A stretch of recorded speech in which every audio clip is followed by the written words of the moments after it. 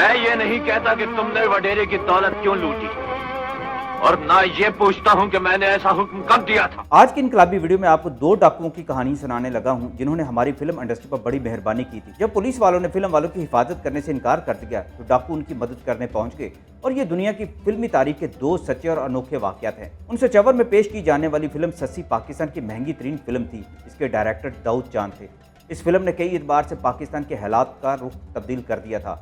जिस जमाने में 50-60 हज़ार में फिल्म बना करती थी, उस फिल्म पर 3.5 लाख रुपए लागत आई थी। इस फिल्म में बहुत बड़े बड़े शानदार सेट लगाए गए थे। इसकी आउटडोर शूटिंग सवात के दुश्वार गुजार मकामत पर की गई थी, जहां शाम ढलते खून पर रीछों का कब्जा हो जाता था।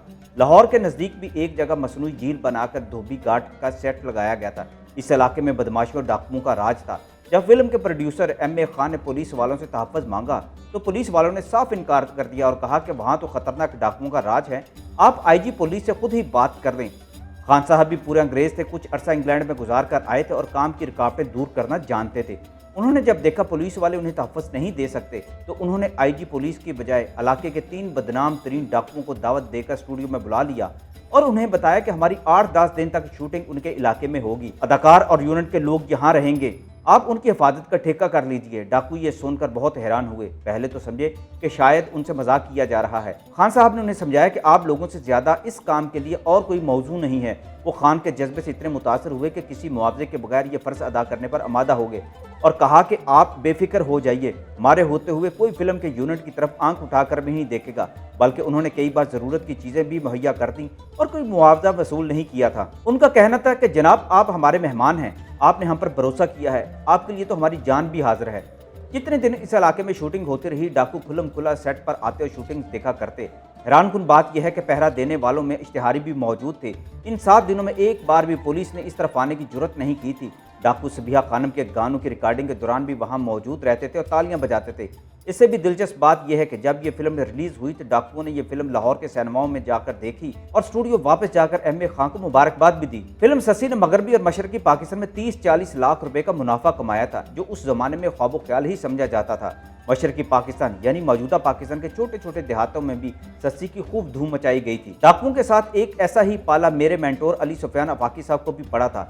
कराची से लाहौर आने के लिए एक बार वो अपनी कार पर सफर कर रहे थे। रास्ते में जंगल और बियाबान भी आते थे, जहां से पुलिस की हिफाजत के बगैर गुजरना मुश्किल होता था। सफर के दौरान उनकी गाड़ी डाकुओं के जंगल के करीब जाकर खराब हो गई और डाकुओं ने उन्हें घेर लिया।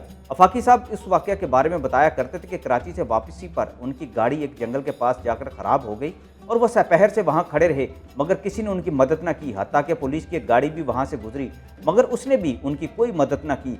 शाम को एक बस वहां से गुजरी तो बस उनके पास आकर रुकी और इसमें से 2 हट्टे कट्टे बड़ी बड़ी मूंछों वाले दहशतनाक नजरों से देखते हुए डाकू उनके पास आए। उनके कांधों पर बंदूकें थी। आफाकी साहब बताते हैं कि डाकुओं ने हमसे पूछा कि कौन हो तुम। हमने बताया कि लाहौर के हैं और फिल्में बनाते हैं। ये सुनते ही दोनों डाकुओं के चेहरे पर हैरानी फैल गई। पूछने लगे, कौन सी फिल्में बनाते हो।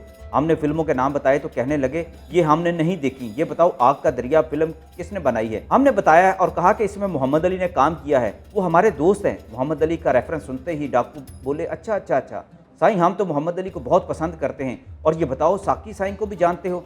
हमने बताया कि साकी भी हमारे बहुत अच्छे दोस्त हैं। तो दोनों डाकुओं ने हमसे हाथ मिलाया और कहने लगे, फिर तुम तो हमारे मेहमान हो, अच्छा बोलो तुम्हारी क्या खिदमत करें। इसके बाद डाकुओं ने आफाकी साहब और उनके साथ हम सफ़र रिकॉर्डिंग कंपनी के जनरल मैनेजर तहसीन को पानी पिलाया और गाड़ी ठीक करके दी और कहा, साईं मोहम्मद अली और साकी को हमारा सलाम बोलना और कहना उनकी फिल्में बहुत अच्छी होती हैं, उनको बोलना कभी इधर जंगल में आओ तो हम तुम्हारी मेहमानदारी करेंगे।